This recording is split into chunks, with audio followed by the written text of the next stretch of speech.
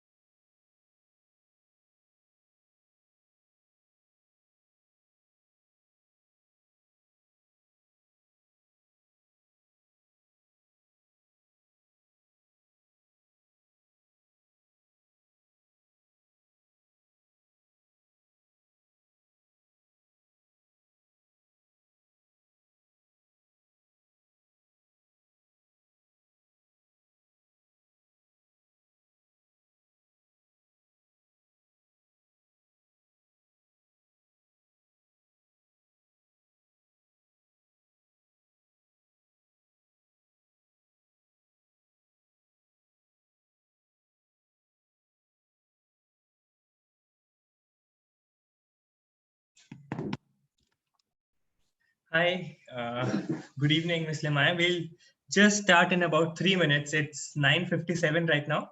So let's just wait for 3 more minutes before we begin the session.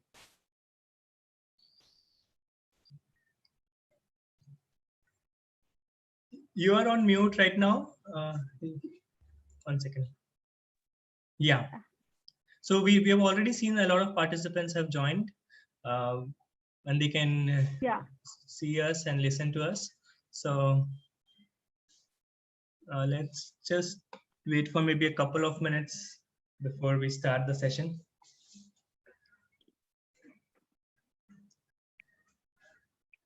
Okay.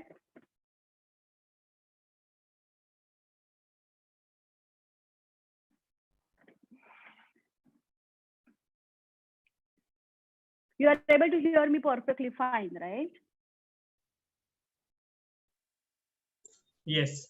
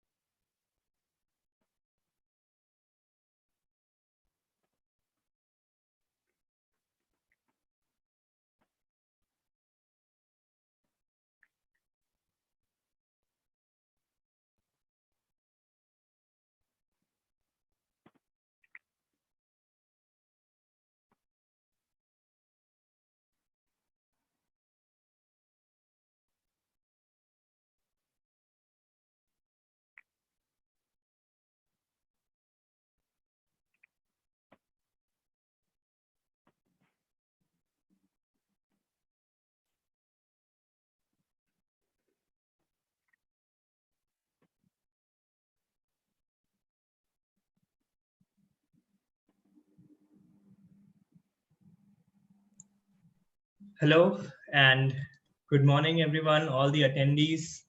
I am Devesh Lathi from the Next Genius Foundation. Good evening, Dr. Limai. And good evening. So a little bit about the Next Genius Foundation. Next Genius is a registered charitable trust, and we help students with scholarships for their undergraduate education in the US. Over the past 5 years, we have awarded over 117 scholarships, and these 117 students are now studying at one of the universities in the US on a Next Genius scholarship. The application for the scholarship program is now open. All of you who are in grade 12 or in gap year can apply to us online on our website, which is nextgenius.com. So first of all, we're doing this online profile building webinar. When you apply to the colleges, you see that a lot of highly selective colleges actually look at your holistic profile. They look at not just your scores in high school or in tests, but they also try to, they want to know a little more about you with beyond your achievements in school. That's the reason why we are hosting this online profile building fair, where you will get access to amazing opportunities which will help demonstrate to the colleges that you are much more than your scores in your classroom, right? Now, one amazing course that we have available here is Dr. Limai's course, where she talks about the various aspects of COVID, and another course that she is doing for us. So I invite Dr. Limai to start the presentation and to share more about the programs that she has. Yes, ma'am, please. Okay. Yeah. Thank you, Devesh. And I just want to confirm: are you able to hear me well? Yes, it's working perfectly fine. Okay. It's perfect. Okay, fine. Okay. First, let me thank Next Genius for organizing this kind of webinar and of course giving this kind of platform what I have started doing. And welcome all of you. I can see there are almost 79 participants, and I feel yes, that is really a big number. That is a good response. I must say congratulations to Next Genius. That is like your idea is working too well. So welcome everybody to day 2, the first session that is going to be conducted by me. So as I said, in the registration form, you must have seen that I have said it is Biological Research Initiative. So this particular Biological Research Initiative is part of what is called as BioAid Initiative. Now, BioAid Initiative, it is something that I have started. Now, why did I start this kind of initiative? That is because I sent my daughter somewhere in 2016 to US, and I went through the long application process.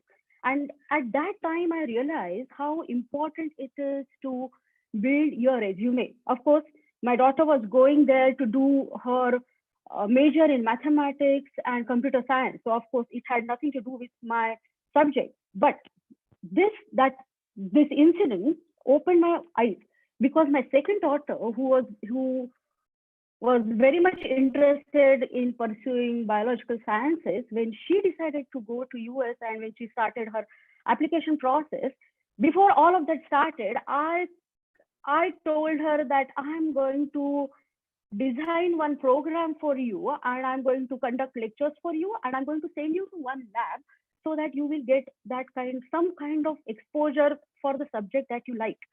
So I designed one program for cytogenetics, and I sent her to one genetic counseling center. Of course, I knew somebody from the genetic counseling center, and that person welcomed her. And I made sure that her theory was perfect for cytogenetics. And believe me, it helped her so much, because she said that yes, I just knew there is something called genetic counseling, but I never knew what it is, ma. Till you, of course, it was very difficult because it was just my daughter to make her sit and attend all my lectures. But I made her attend all my lectures, and then I sent her to the genetic counseling center, and that experience helped her big way. Of course, that time I was doing my postdoctoral work in India. That time I was in India. My family was in India. So I was doing my postdoctoral work there. So of course, I took her to my microbiology lab, because my doctorate is in microbiology. So my microbiology subject is very dear to me. So I took her to microbiology lab, and of course, she got that exposure as well. And this was the aim of doing all of this, was just to give her exposure to the subject which she wants to pursue. Of course, that was the point. Then I decided that if I've done it for my daughter, like she got the admission, she started, now she'll start sophomore year in US. So then that was the time I decided, why don't I do it for other students as well? Why only for my daughter? And then that is how I started this. So of course, I started with scientific programs. And as I said, that time I was in India and there was no COVID, there was no lockdown. So I could actually conduct the programs, and I could actually send students to various labs, to various places, I mean, where, they would get relevant experience. So what kind of programs I did? So I did programs in molecular biology. I did programs in bioinformatics. I did programs in cytogenetics. And of course, I recently did one program on COVID-19. Of course, COVID-19 program was, of course, with the name itself, you can very well make out. It was an online program. But the remaining 3 programs, that time, as I said, I was in India. So I could actually, I could conduct sessions for my students, and they could actually go to lab, and they could actually got some kind of hands-on experience. So why COVID-19, I have just highlighted it because I would be talking about this COVID-19 program a little more.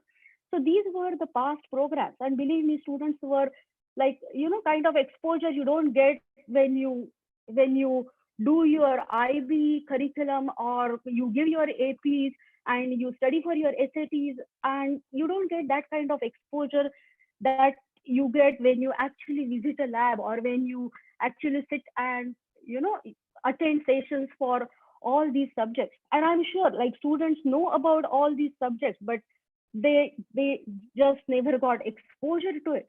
So my initiative, I call it BioEd initiative, and under that BioEd initiative I have designed this bio research program. So these are scientific programs, and I'm going to talk about two programs which are like, they're going to start one in July itself, in the last week of July, and the other one is going to start in first week of August.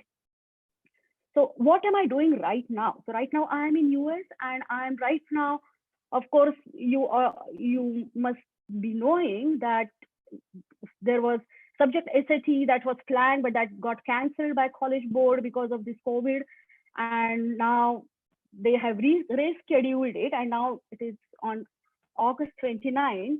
So now I have students in US as well as in India, and I'm conducting online preparatory sessions right now for them. So that is what I'm doing. And of course, I also had IB biology students, one from Canada and the other one was from Paris. But of course, now both of them are on summer vacation. So right now I don't have to conduct any sessions for them. But these are the sessions I'm conducting right now. So if anybody wants to join these sessions, especially for subject SAT, like, they are most welcome, because as I said, it is just 1 month and you can say 11 days left for the actual exam. So like, it's like wartime. It's a big battle that we're going to win, and that is what I tell my students. So now let me talk about upcoming programs. So as I said, I have designed in this bio research initiative, which as I said, is under BioEd initiative. The two programs, one program is on COVID-19 and the other program is on NGS. NGS is called as Next Generation Sequencing. I would be talking about it little later. So let me talk about this COVID-19. So as I said, this COVID-19 program I conducted last month, and it was a short program. It was like, I felt like, those who are interested in biology or the biology students should get exposed to this particular virus at more in more detail at more molecular level, because I don't want, I mean, even layman knows everything about COVID, and even biology student knows the same thing. It doesn't make sense. I mean, if you're a biology student, of course you should know a little more about it. So I conducted a program, and the structure of the program, it had viral structure. It spoke about portal of entry, viral pathogenesis, most awaited vaccine development, and of course, the most demanding field today, and that is data mining using databases and use of bioinformatic tools. So this program, as I said, it was a very short program. So now these programs, what I'm going to talk about, as I said, program number 1 is again on COVID-19, but program number 1, the structure remains same as previous COVID-19, but it is going to cover many more topics, and it is going to cover use of bioinformatic tools to study this particular virus. Because today when you talk about COVID-19, you talk about vaccine development, you talk about medicine that is effective for controlling this particular infection, and you talk about, like, if you talk about unlimited number of science topics that you can think of when you talk about COVID-19. But what is the basis of this? The basis of this is you have to understand this particular virus at genetic level. And I feel as biology student, I want to expose you to this database. Now, let me tell you an interesting fact. WHO, you all must be knowing, it's World Health Organization. So WHO and CDC, of course, that is their job. They are following all the developments very like all the crucial developments of this particular pandemic. So WHO just recently announced 6-month anniversary of this particular outbreak. Why 6-month anniversary? They just declared it on 29th June. All biology students, I want you to start following page of WHO and CDC, because they continuously put updates, and those are the most valid updates. Please do not read any WhatsApp message that is related to this. You are a science student, please read sites and updates that are put by WHO and CDC. So coming back to the WHO, what did they do? They declared 6-month anniversary. Can you believe it? We feel as a human being, we have done so much of advancement scientifically, but this virus is like, I think we are still losing the battle. I mean, that is still not, I mean, nothing is still under control.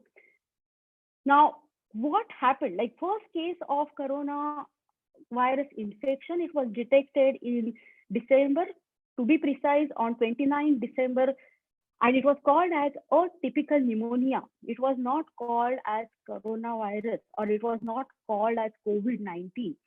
So who does that? I mean, you just cannot name any disease, or you just cannot name any virus. So WHO in February, they called this disease as COVID-19, and it stands for coronavirus disease of 2019. So this is a accepted nomenclature for any disease that comes on planet Earth. So it is like, it's accepted by all the scientists across the world that, okay, whatever nomenclature is given by WHO, it is normally accepted. Another nomenclature, everybody calls it a coronavirus, but it is actually, a science student has to call it SARS-CoV-2. So my program is going to tell you what is this SARS-CoV-2. It's a very, very interesting story. If you are a biology student, you will definitely find it very interesting, because you just can't name some virus as SARS-CoV-2. There has to be SARS-CoV-1, right? There is always a sequel. Like when you say there is part 2, there must be part 1 as well. So there is a sequel. So this is a sequel to something else. And what is it? So what is SARS-CoV-1? So in this program, we are going to talk about it, and we're going to also understand what is antigenic drift, what is antigenic shift, and why this SARS-CoV-2 has come into picture. We are also going to discuss corona vaccine. Now, corona vaccine, believe me, there are in total, there are 140 companies / labs who are trying to make this particular vaccine. They're trying to develop this vaccine, and it is like, it is a rat race, because just imagine the company or the lab who would come up with successful vaccine, they are going to make huge profit. And of course, they are going to save mankind as well. But of course, there is a huge, like, it's a monetary benefit if they come up with vaccine. So when you talk about corona vaccine, and when I say there are 140 companies who are trying to develop vaccine, I want to talk to you about what are the different ways this vaccine is being developed, because there are a lot of different technologies that come into picture. There are DNA vaccines, there are subunit vaccines, there are adenovirus that is used as vaccine. So there are plenty of like technologies. When you say vaccine development, it is just like one common term, but it is like an umbrella term. It has many different types of processes that exist, and we are going to talk about all those processes, because it's a very, very interesting phenomena that are taking place right now towards vaccine development. We are also going to cover what is this dexamethasone drug. Now, if you see the picture, like I have put picture of hydroxychloroquine. I don't know if you remember reading the news. Hydroxychloroquine was the drug. India was there was a time where scientists and doctors were believing that maybe hydroxychloroquine could be effective to control this particular infection. And India was one of the main suppliers of this particular medicine to almost you can say half the world, and it was really a proud moment for India. But of course, unfortunately, it didn't work too well. I mean, it like scientists and doctors, like they were working and they were trying to find out if really this particular medicine is effective. And now recently, WHO has like put this update saying that it is dexamethasone, that is a drug that can like save COVID patients. Now we're going to talk what is this drug, and what is this hydrochloroquine drug? What are these two drugs? What is their mechanism? How do they actually act on this particular virus, and how do they affect viral pathogenesis? So as I said, coming back to square one, whatever study you do, whatever you want to, you try to do study so as to find out vaccine, you try to do study to find out which drug is effective. Ultimately, it comes to one fact that unless you know this organism or this particular virus at molecular level, you are not going to succeed. So there is a database, that is this database. I don't know if like I have realized whatever programs I have conducted so far, many students, they are not aware of NCBI, or if they know what NCBI is, they don't know how to do data mining, because it's a huge database and you have to understand how actually you extract data that is relevant for you. So NCBI, now what NCBI has done, as I said, it is a huge database, and NCBI has dedicated one separate database for SARS-CoV-2 data. So for this coronavirus data. Now let me tell you, I have just put these two numbers below. When I see these numbers, it surprises me, it amazes me.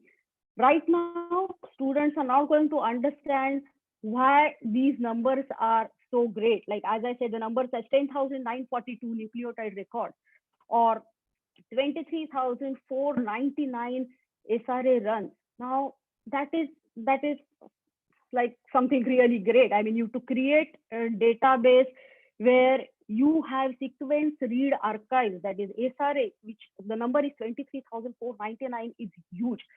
So we are going to learn all of this. What is this? What is this database? Why these two numbers are so effective, or why these two numbers are like making a lot of difference in study and in development of vaccine, or in study of this particular coronavirus. So as I said, as it is written here, we are going to explore databases that are generated for COVID-19. And of course, we can't stop there, because once you explore database, of course, you have to understand what to do with that data. So we will, of course, there are a lot of tools that are available, but I want to teach students what are those tools and how to use them. Now, there are so many tools. So of course, I'm not going to teach them each and every tool. Nobody does that. But I'm going to teach them how to use those tools. Once you understand what is the basis of using bioinformatic tools, what is data processing, then I'm sure students, they would just love it. I know. I mean, I did one short course on bioinformatics. I conducted that program for students, and it was a different experience for them, because actually using bioinformatics tools, and we are going to use it for coronavirus, or for this particular database, which is dedicated to SARS-CoV-2 virus. So that is quite like, it's going to be, students normally find it quite interesting. So that is all about this particular program. Now, this program, of course, I talked about that program at length, and I spoke so many things that we're going to do. Why we will be able to do all of this? Because this program is much longer program. This program is almost for 8 weeks. So we will be able to finish all these things in that particular duration. So that is about this particular, like as I said, my program number 1, which is about COVID-19. Now we come to program number 2. Now program number 2 it's called as NGS. So that is next generation sequencing. Of course, when it says sequencing, obviously we are talking about some kind of sequencing technique. So what is that sequencing technique? It is, we're talking about DNA sequencer. Now, what does this course, what does it comprise of? So of course, we will talk about DNA sequencer. We will understand what is the technique behind it. We are going to talk about the applications in health and medicine. Of course, there is a long list of applications, but of course, we will stick to applications that are mainly in health and medicine.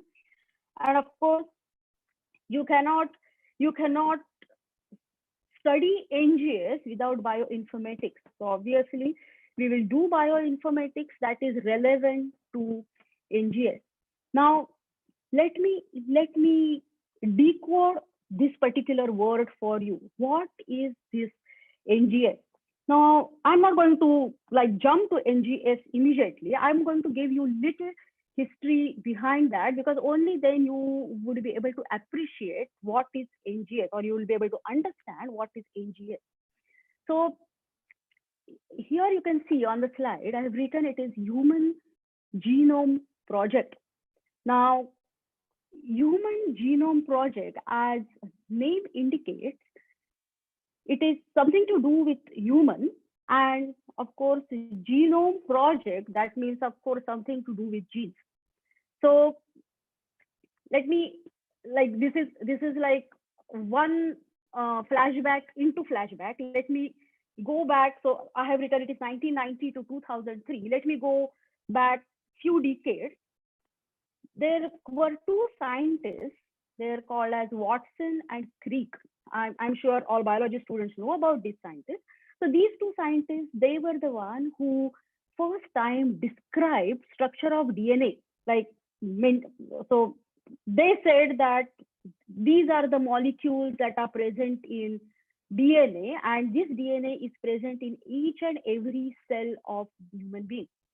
So this happened, like Watson and Crick, they described structure of DNA in 1950. Of course, they won Nobel Prize for that. So afterwards, it so happened that, of course, there was a lot of study that was going on. In 1970, there was a scientist called as Sanger.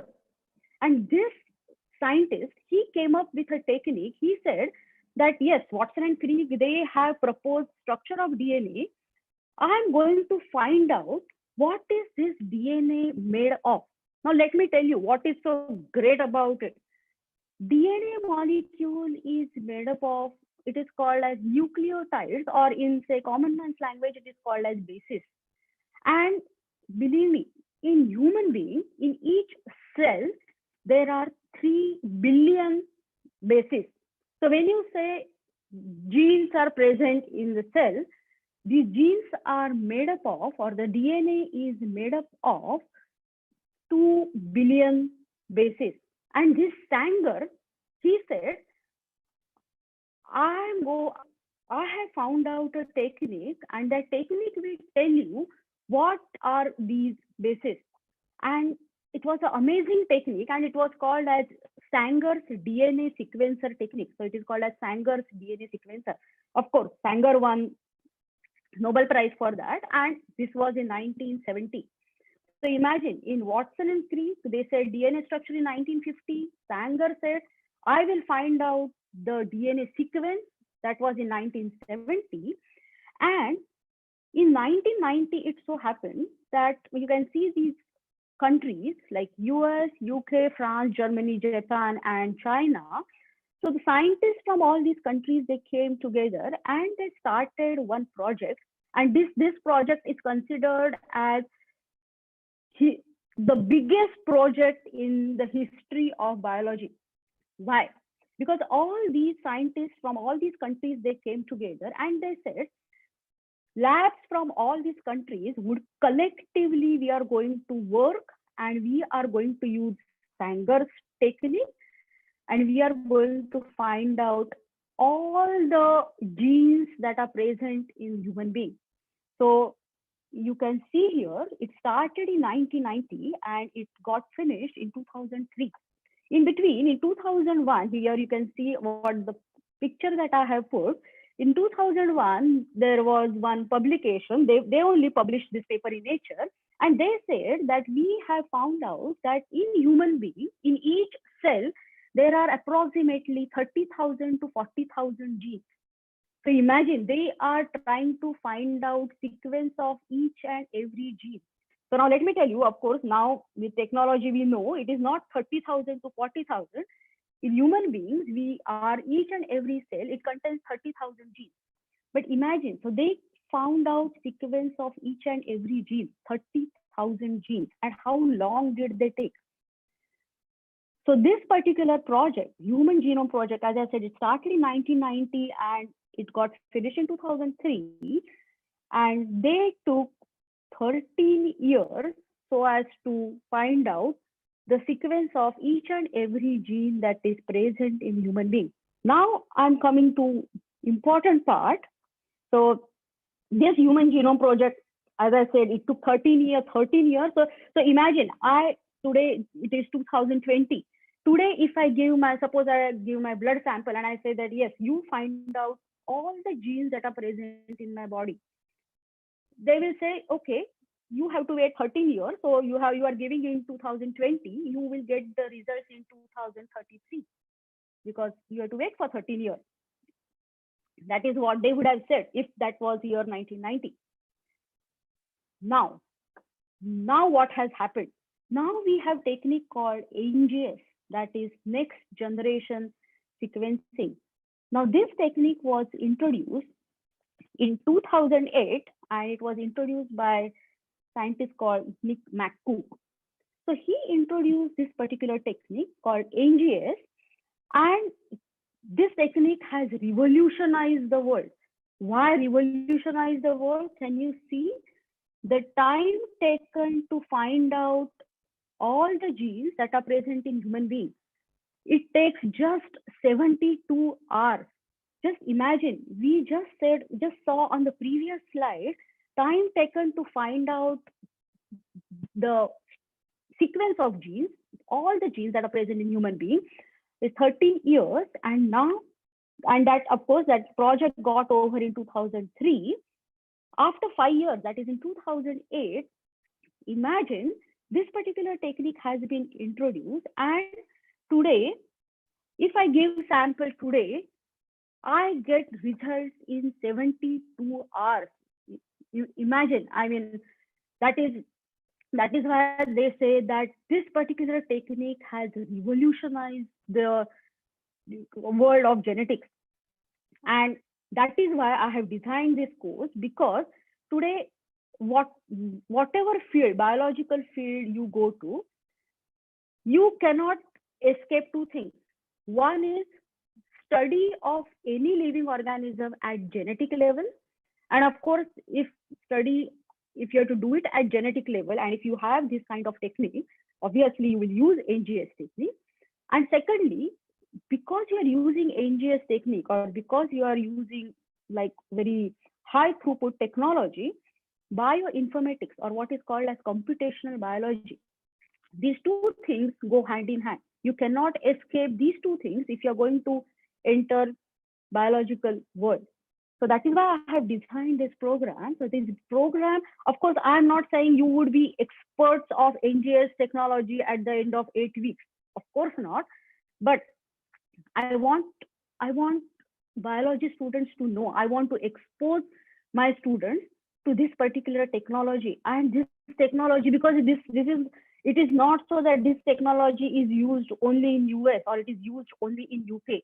Today, this technology is used across the world. Everybody is using this technology.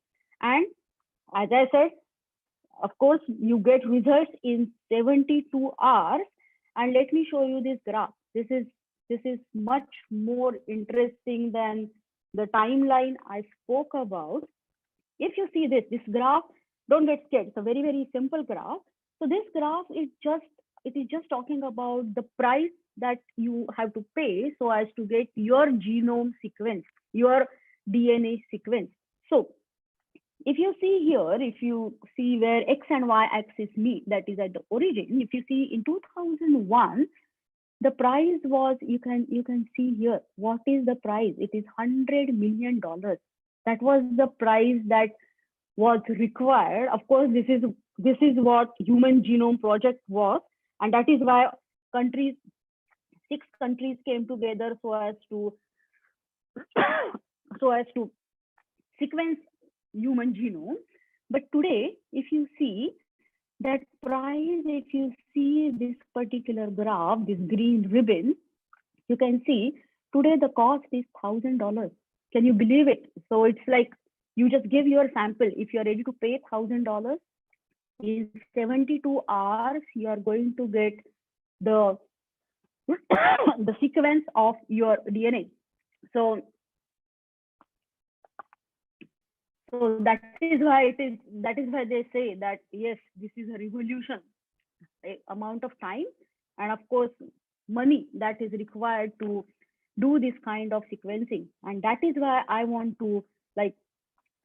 my students to know about this particular technique. And believe me, of course when we will do this program, we are going to talk about Sanger's technique as well, because ultimately everything is based on Sanger's technique, but it is the advancement, or you can say it is a modification of Sanger's technique. But this modification is wonderful.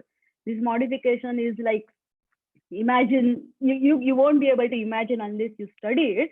Only when you study it, you will know that yes, why this particular technique is so efficient.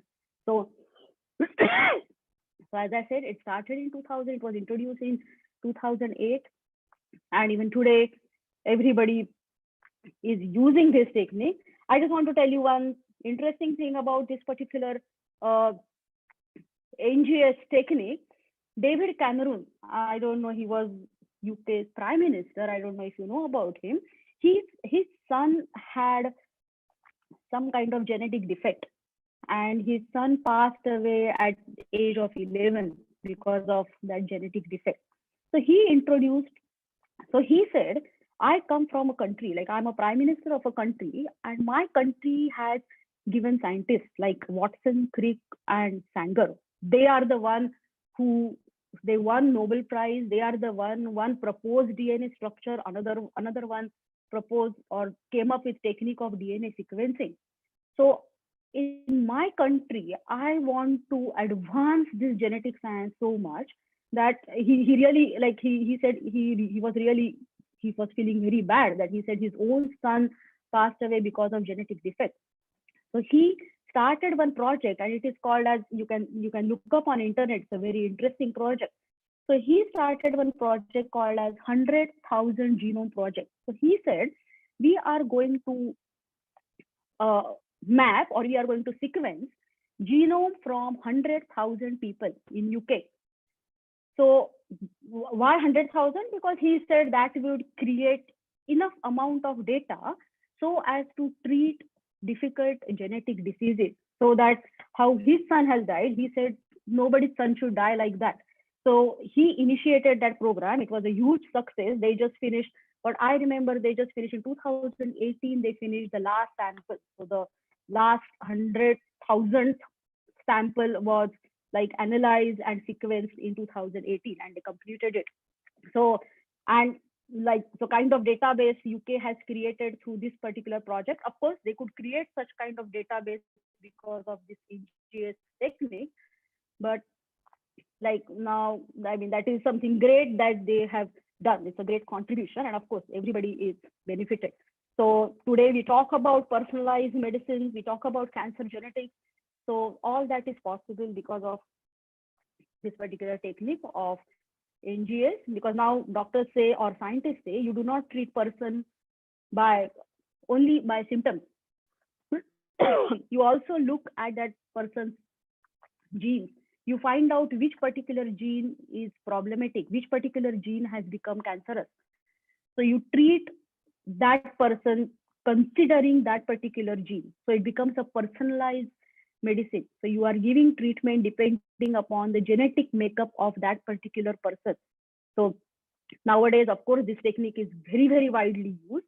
But of course, you have to be, of course, you have to remember one thing. Such techniques, of course, everything is highly computerized, and this technique generates huge amount of data. And so bioinformatics is very, very important, and you have to know how to analyze this data, and that has great demand. So if students have got exposure to this technique, and of course, I will give exposure to bioinformatics because it's a huge field, but at least they will know what is it. NGS has done great work as far as coronavirus study is concerned. So in this program, of course, we will talk about NGS. We will talk also about database that is created for coronavirus and bioinformatics, which is applicable to NGS. So that is what I say, that this is my initiative. It will start your scientific journey here. I hope more and more students, they take up biology, and they, I look at them as the budding scientists India is contributing. So this is about program 1 and program 2. As I said, both programs are of longer duration. Both programs duration is 8 weeks. I have given all the details. Program number 1 starts on July 27, and program number 2 starts on August 3.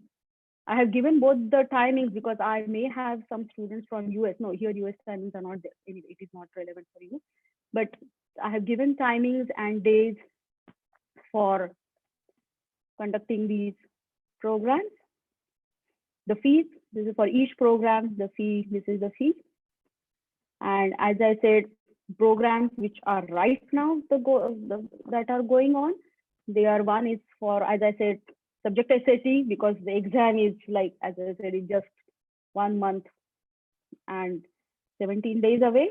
So not even 17 days, sorry, 12 days away. So this is about subject SAT that is going on. And these are my contact details. And I think now I give chance to ask your questions. Devesh, yeah, thank you so much. Can I hand over? Yes, thank you so much, Dr. Lima. It was a superb session, and I myself got to learn a lot. I am myself a bioinformatics engineer, so it was great listening to you. Yes. And I didn't know this. I should have spoken very carefully then. So it was really, really interesting. So, okay, I have started receiving some questions, and I'll just read out the first one. So maybe you can start answering those. The very first one says that I am not a bio student, but I am trying to get exposure to the biological side of engineering, right? Would you still recommend me to get exposure for one of these 2 programs? Now, when the person says I'm not a biology student, now see, I would be talking a lot of, in these programs, there would be discussion of DNA structure and protein synthesis. So if you have done biology till grade 10, then it is not a problem. But if you have dropped biology, say after grade 7 and after grade 8, you have never taken biology, then it could be a little challenging, because you have to understand at least basic processes, basic like steps that are present in biology, like DNA replication or say protein synthesis. So that is required. Okay, wonderful. What is the age group that we are looking for these 2 programs? So this age group is for grade 10, grade 11, grade 12. I also have some undergraduate students who are interested in joining the program. Okay. Do you see how to combine the NGS technique to study SARS-CoV-2? Oh, yes, very much so. But, I cannot combine the programs because COVID and SARS-CoV-2 itself, it's a huge topic, and NGS itself is like, it's a very big topic. So of course there is 100%, there is overlap, because for studying this virus, NGS technology is used. So I would be mentioning about NGS technology in COVID, but of course the programs cannot be, it can't be a combined program. There would be mention of each other in each program. Okay. How can the students register or enroll for one of your programs? So those who are interested, I have given my email address. So I want, because many a times it so happens that students are not very sure whether they should go for program 1 or program 2.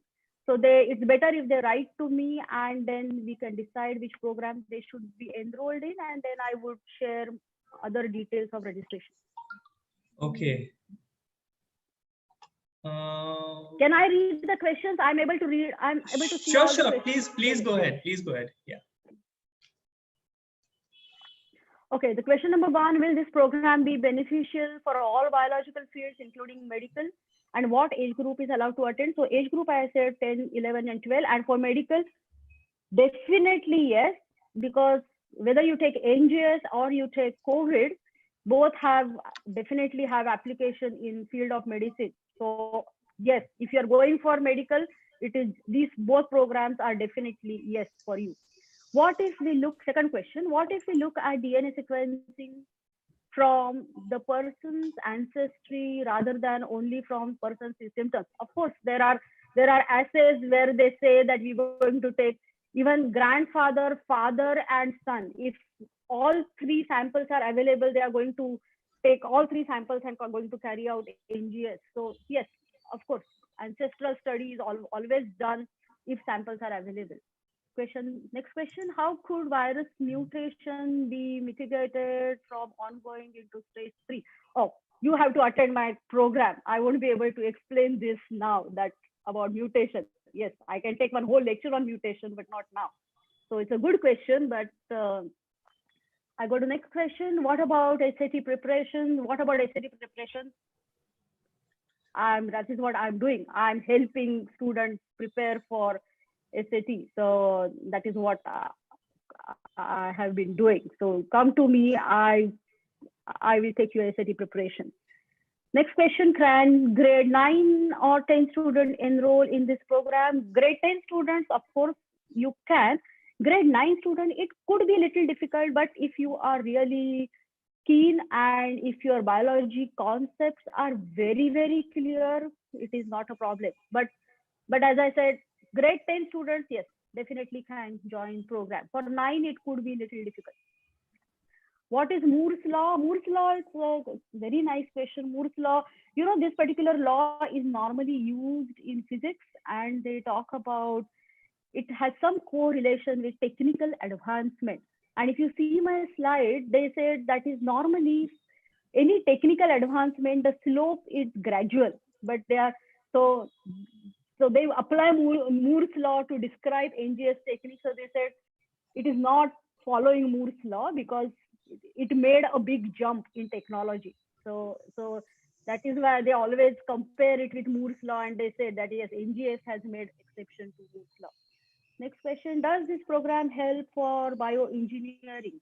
Yes, that is what my daughter is doing. So of course, it is for such students. It would definitely be helpful for bioengineering. Because why I'm saying it is helpful for bioengineering, because my program has bioinformatics. It is going to give you like good exposure to this particular field of bioinformatics. So it would be useful. What is the pass rate for SAT for students who have attended? Now for SAT, I'm talking about subject SAT. So I can't actually talk about pass rate for this. Are these programs held every year? Yes. As far as I'm in US, I would be conducting them online. If I return back to India, I would start programs where I would start sending students to the lab. And of course, once lab, it also depends upon pandemic. I missed on the fees for the course, not subject SAT, IB1. Can you please tell? Thanks. So I think I have written it on the slide. It's 25,000 for these programs, 45,000 if you come for SAT. Can you please provide the details of the website? I think website. So this, my last slide, it has links to my website. And I think, Devesh, you would be able to help them with a link to my website. That is possible? Yes, I can send the link to the website in the post email. Maybe in a couple of days you'll get an email. Okay. So they'll get the link to the website. Okay, that's great. Is this cost for the whole session?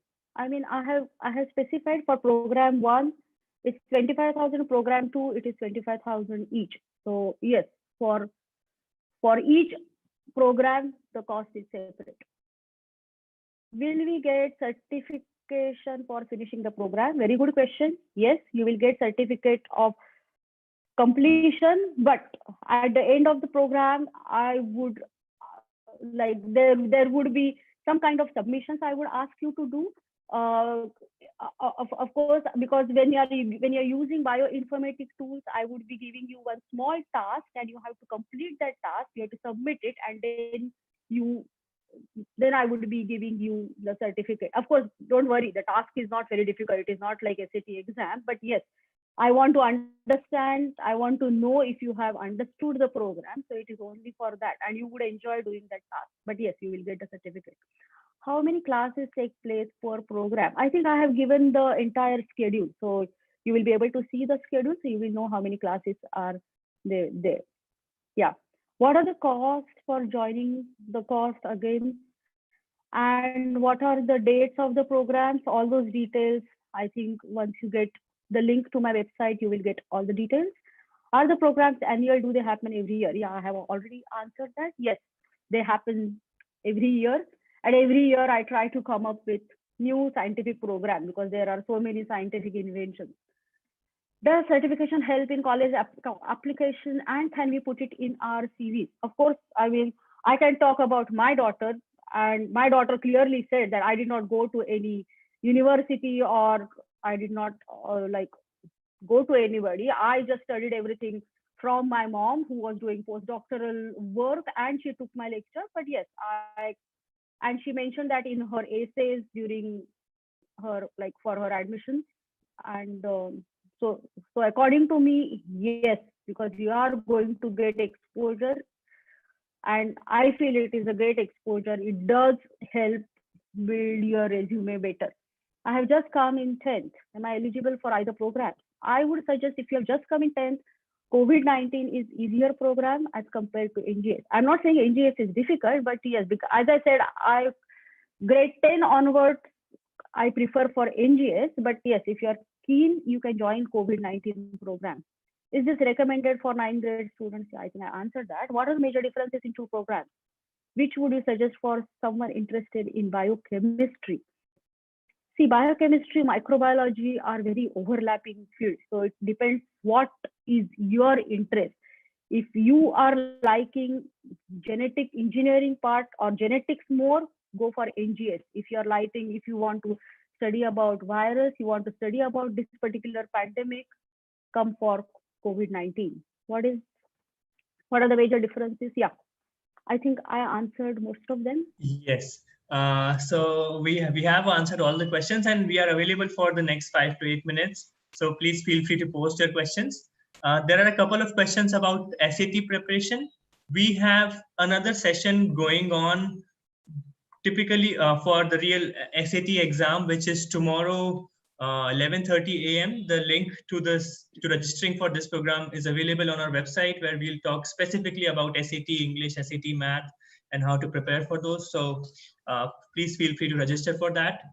And of course, all these sessions will be available on YouTube, if not today, maybe in a couple of days. So please, if you have missed out anything, just watch the programs, just watch the webinars on our YouTube channel.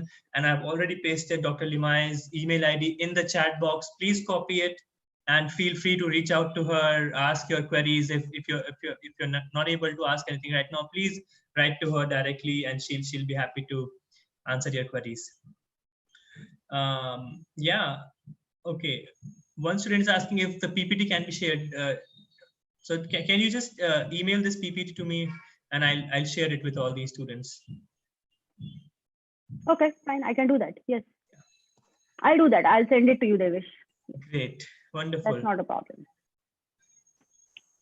Okay, so I think yes. I don't think there are any more questions. I think yes, we can stop the session. Yeah. Yes, we can wrap the session up. Okay, NGI. Thank you. Thank you, ma'am. Thank you for your time. Okay, thank you once again. Yeah, no, I should be thanking you because it was a wonderful idea to conduct such webinar. So thanks to you and thanks to Mr. Mandhana. Yes, ma'am. Sure. Okay, then I will Yeah. just send you this PPT and bye. Sure. Okay, bye. Have a good day. Have a good day, everyone. Thank you. Bye.